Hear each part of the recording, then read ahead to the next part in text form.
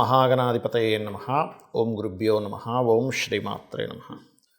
ప్రతి మనిషి కూడా తను ఎదగాలి అంటే ఫస్ట్ వాళ్ళ యొక్క లగ్నం స్ట్రెంగ్త్ అవ్వాలి. లగ్నం ఎంత స్ట్రాంగ్గా ఉంటే వాళ్ళు అనుకున్న సంకల్పం నెరవేరుతుంది. అయితే మనకి పరాశర మహర్షి చెప్పినటువంటి ఒక సూత్రం పరంగా సర్వే త్రికోణనేతారో గ్రహాః శుభఫలప్రదాః అనేటువంటి ఏదైతే శ్లోకం ఉంటుందో ఆ శ్లోకానికి తగ్గట్టుగా ప్రతి లగ్నం వాళ్ళు సంకల్పం నెరవేరాలి అంటే అసలు ఏం చేసుకోవాలి అనేటువంటి విషయం ఇప్పుడు మనం ఒక్కొక్క లగ్నరీత్యా మనం తెలుసుకుందాం. తులాలగ్నము లేదా తులారాశి, ముందుగా లగ్నమే చూసుకొని లగ్నం తెలియని వారు రాసి చూసుకోవచ్చు. అయితే మీరు ఫస్ట్ ఆఫ్ ఆల్ స్ట్రాంగ్ అవ్వాలంటే ఫస్ట్ మీలో ఉండేటువంటి ఈ లగ్నంలో జన్మించాము అంటే దీనికి ఒక న్యాచురల్గా ఒక లక్షణం ఉంటుంది. అది ఏమిటంటే బ్యాలెన్సింగ్. మీరు ఎంత అద్భుతంగా బ్యాలెన్స్ చేయగలుగుతారంటే తులాలగ్నం వారి లైఫ్లో ఎనీ సిచ్యువేషన్స్ బ్యాలెన్స్ చేసేటువంటి యోగం ఉంటుంది. అదేవిధంగా కళా సంబంధించిన వాటిలో తొందరగా ఇమ్మడగలుగుతారు అండ్ ఒక ప్రదేశం నుంచి ఇంకో ప్రదేశానికి ఈజీగా షిఫ్ట్ అవ్వగలుగుతారు. అది వర్క్ కావచ్చు, ఏదైనా కావచ్చు. అయితే ఇక్కడ ఈ తులాలగ్నానికి ముఖ్యంగా లగ్నం స్ట్రెంత్ అవ్వాలి, మనం ఏదైనా సాధించాలి. చూడండి, చాలామంది అంటూ ఉంటారు అసలు ఈ స్టేజ్ నుంచి అంత గొప్ప స్టేజ్కి ఎట్లా వెళ్ళాడు, అసలు ఆశ్చర్యపోతున్నాం, అమ్మాయి కానీ అబ్బాయి కావచ్చు అంటుంటారు. దానికి ఏమిటంటే ఫస్ట్ ఆఫ్ ఆల్ నేను నేను చెయ్యగలను అనేటువంటిది ఏదైతుందో ఆ విల్ పవర్ పెరగాలి అంటే లగ్నం స్ట్రెంత్ అవ్వాలి. లగ్నం స్ట్రాంగ్ అవ్వాలంటే శాస్త్రాల్లో చెప్పినటువంటి సర్వే త్రికోణనేతారో అనేటువంటి సూత్రపరంగా చూసుకుంటే first of all me Venus strong అవ్వాలి అండ్ సాటర్న్ అండ్ మెర్క్యూరీ ఈ మూడు స్ట్రాంగ్ అవ్వాలంటే ఆ గ్రహాల యొక్క బలం పెంచుకోవాలి అంటే మీరు నవగ్రహాల్లో శుక్ర బుధ శని గ్రహాల దగ్గర దీపారాధన చేయండి. గోవుకి అదేవిధంగా మీరు గోంగూర బెల్లము కాస్త ఎక్కువగా తినిపిస్తూ ఉండండి, తీపి చపాతీలు ఎక్కువగా తినిపిస్తూ ఉండండి. ఓం శ్రీమాత్రే నమః అనేటువంటి మంత్ర సాధన ఎక్కువగా చేయండి.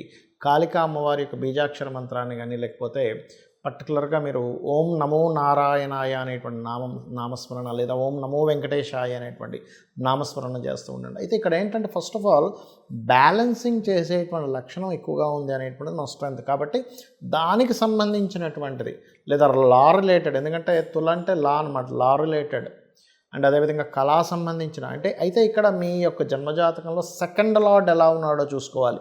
సెకండ్ లార్డ్ మార్స్ గనక ఖచ్చితంగా ఎట్లా ఉన్నాడు, లాభాధిపతి ఎలా ఉన్నాడు అంటే ఒక్కొక్కసారి ఏమవుతుందంటే సహజంగా తులాలగ్నం వారికి బిజినెస్ ఎక్కువగా ఉంటుంది. అంటే బిజినెస్ లాన్లోకి వెళ్ళాలి because of 7th house, natural 7th house కాబట్టి లావాదేవీలు, సమాజంతో ఎక్కువగా కనెక్ట్ అవ్వడం, సమాజంలో ఉండేటువంటి సిచ్యువేషన్స్ని తెలుసుకుంటూ ఎప్పటికప్పుడు ఎట్లా బ్యాలెన్స్ చేయాలనేటువంటి స్ట్రాంగ్గా ఉంటుంది. అయితే ఎప్పుడైనా సరే మనం స్ట్రాంగ్ అవ్వాలి అంటే కనుక ఫస్ట్ ఆఫ్ ఆల్ మన లగ్నం స్ట్రాంగ్గా ఉండాలి. సర్వసాధారణంగా శుక్రుడు దేని ద్వారా వీక్ అవుతాడు, ఏ లగ్నమైనా గుర్తుపెట్టుకోండి, పాపకత్తెరలో ఉండడము, డెబిలిటేట్ అయిపోయి ఉండడము, ఒక్కోసారి డెబిలిటేట్ అయ్యి మళ్ళీ నీచభంగ రాజయోగం జరుగుతుంది. అంటే ఎలా అంటే మీ యొక్క లగ్నాధిపతి 12th హౌస్లోకి వెళ్ళి డెబిలిటేట్ అయినప్పటికీ కూడా అక్కడ వచ్చి బుధుడు కలిసి నీచభంగ రాజయోగం జరుగుతుంది. అలాంటప్పుడు మనిషి ఎంతో ఇబ్బంది పడ్డప్పటికీ కూడా మళ్ళీ టాప్ పొజిషన్లోకి వెళ్ళగలుగుతారు.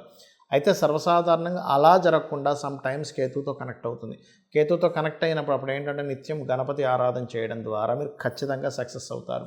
అయితే ఇక్కడ మీరు తెలుసుకోవాల్సింది ఏంటంటే ముఖ్యంగా నేను ఇందాక చెప్పిన మంత్రం చేసుకుంటూ నిత్యము గనక అమ్మవారి ఆరాధన చేయగలిగితే మీరు చేరుకోలేనటువంటి పొజిషన్ అనేటువంటిది అసలు ఏది ఉండదు. ఎక్కడికైనా మీరు చేరుకోగలుగుతారు పొజిషన్కి.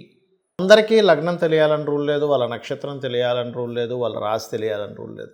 కానీ తెలియనప్పుడు ఏం చేయాలో కూడా చెప్తాను. అదేవిధంగా అసలు ఎగ్జంప్షన్స్ ఏం చూసుకోవాలి, ఎట్లాంటివి అనేటువంటి చెప్తా. ఇప్పుడు మనం పాయింట్ నెంబర్ 1 ఇక్కడ మనం ఒక లగ్నానికి అని చెప్పి తీసుకున్నాం.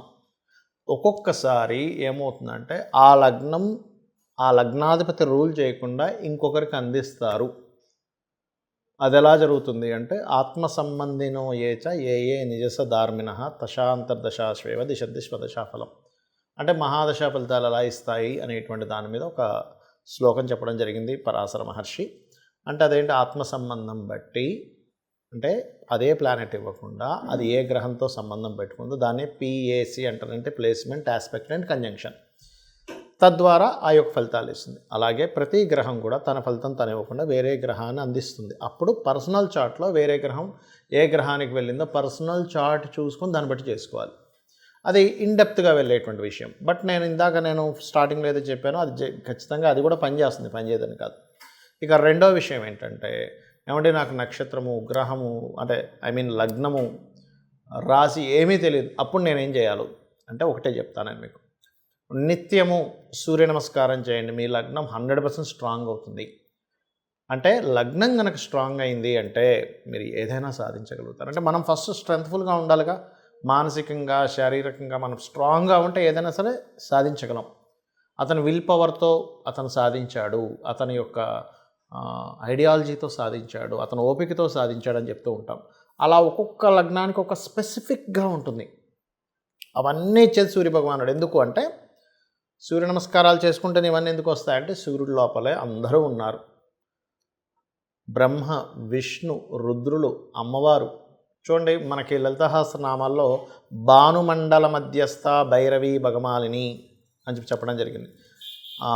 వాయుపురాణంలో మీరు కనుక శివలింగం లేదు మీ దగ్గర, శివునికి పూజ చేయాలనుకుంటున్నారు, సూర్యుడి మీద ఇలా వదలండి, నీళ్ళు వదలండి, అదే శివునికి చేసేటువంటి అభిషేకం అని చెప్పడం జరిగింది. అంటే ఏమిటి?